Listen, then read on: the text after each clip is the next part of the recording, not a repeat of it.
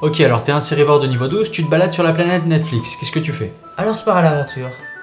Et j'ai bien envie de prendre une série fantastique. Au hasard. Ok, balance un dé de chance pour savoir si tu tombes sur un truc bien. C'est une réussite critique. Confirmé. Ah cool. Et ça parle de quoi? Bonjour à tous et bienvenue dans le monde des séries. Et aujourd'hui, on va parler de mon coup de cœur de 2016. Comme quoi, on n'est pas obligé de faire un scénario super complexe de la mort qui tue pour faire un truc vachement bien.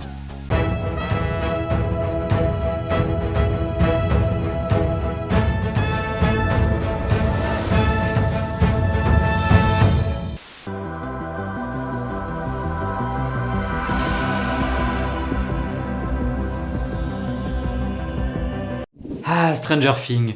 Les années 80, les coupes de cheveux improbables, les films de Spielberg et les clashs. Stranger Things est une série créée, écrite et showrunnée par Matt et Ross Duffer. Il la réalise également avec l'aide pour les épisodes 3 et 4 de Shawn Levy. Je les soupçonne de faire le café aussi. Elle a été produite et diffusée durant l'été 2016 sur Netflix. Pour l'instant, elle nous a proposé une première saison et ses 8 épisodes de 55 minutes chacun. Mais avec le succès de la série, la saison 2 a déjà une bande-annonce et la saison 3 est en développement. La série se déroule à Hawkins dans l'Indiana en 1983. Cette première saison s'enclenche sur la disparition inexpliquée de Will Byers, un jeune garçon d'une dizaine d'années.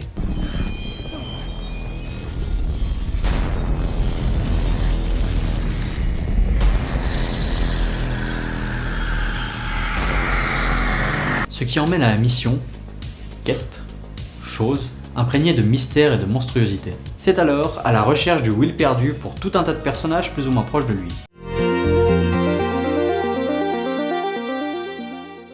Enfants, ados, adultes, amis proches, familles, flics, tout autant de personnages qu'il y a de manières d'aborder un même problème. C'est là l'une des grandes forces de la série, réussir à nous attacher à 3 groupes de personnages interprétant un même problème de façon complètement différente. Tous les chemins mènent à Rome, mais chaque chemin a son lot de particularités et de mystères.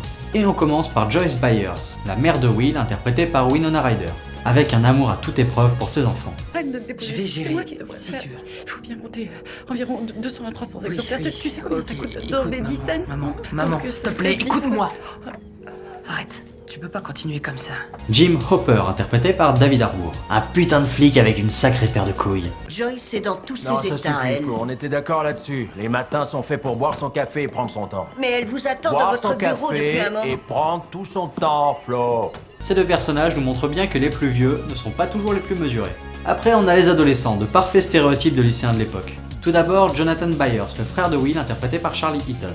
Nancy Wheeler, la grande sœur d'un ami de Will, interprétée par Natalia Dyer. C'est-à-dire qu'elle vient pas d'ici. Et en perso secondaire, son petit ami Steve Harrington, joué par Joey Kerry.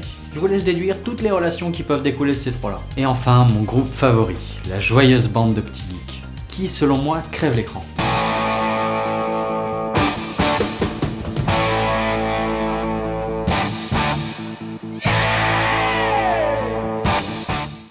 Il y a Mike Wheeler, interprété par Finn Wolfhard, Dustin Anderson, interprété par Gaten Matarazzo, et Lucas Sinclair, interprété par Caleb McLaughlin.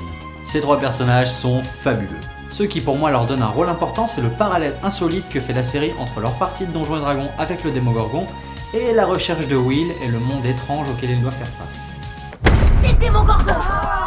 On est trop dans la merde. Jette un sort, Will. Je sais pas quoi faire. Balance-lui une boule de Il feu. faut que je fasse au minimum 13. Non, c'est trop risqué. Jette plutôt un fer de Fais pas protection. comme Oviette, balance-lui une boule de feu. Jette un fer de protection. Le Démogorgon commence à en avoir assez de vos disputes d'humains. Bon, peut-être aussi que je m'identifie plus facilement à eux qu'aux autres. Arrive à leur rencontre une jeune fille un petit peu à part, 11, et ses pouvoirs étranges.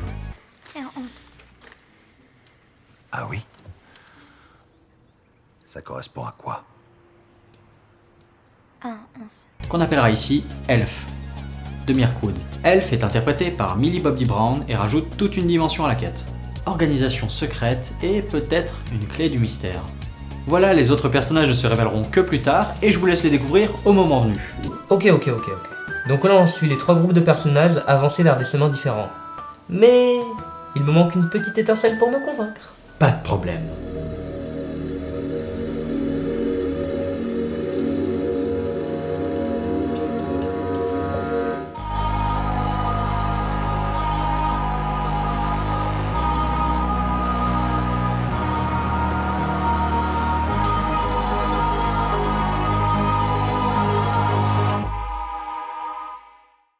Ah là là, quelle superbe ambiance. et elle commence par un brin de nostalgie. Stranger Things nous embarque dans une aventure truffée de références aux années 80, et cela de plusieurs manières.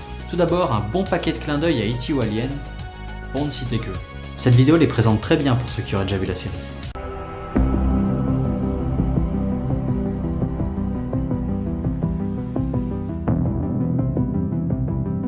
Cependant, la série ne se contente pas de ça, elle fait également un voyage dans le temps par son écriture et sa réalisation. Personnellement, j'ai tout regardé d'une traite et j'ai eu l'impression d'être face à un long métrage en 3 actes, avec une vraie fin.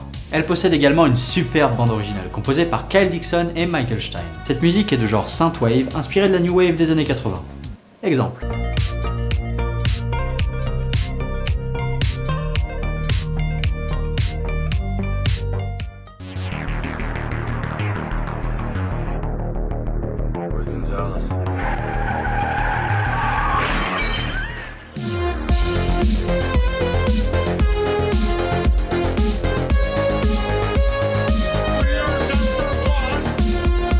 Et au-delà de sa sonorité d'époque, elle réussit à nous faire ressentir tout un tas d'émotions, avec un point d'honneur pour les moments d'épouvante. Et la musique justement, c'est l'un des éléments qui fait que Stranger Things est génial et sort du lot. Car pour moi, elle réussit avec brio à exploser les frontières de la simple série nostalgique.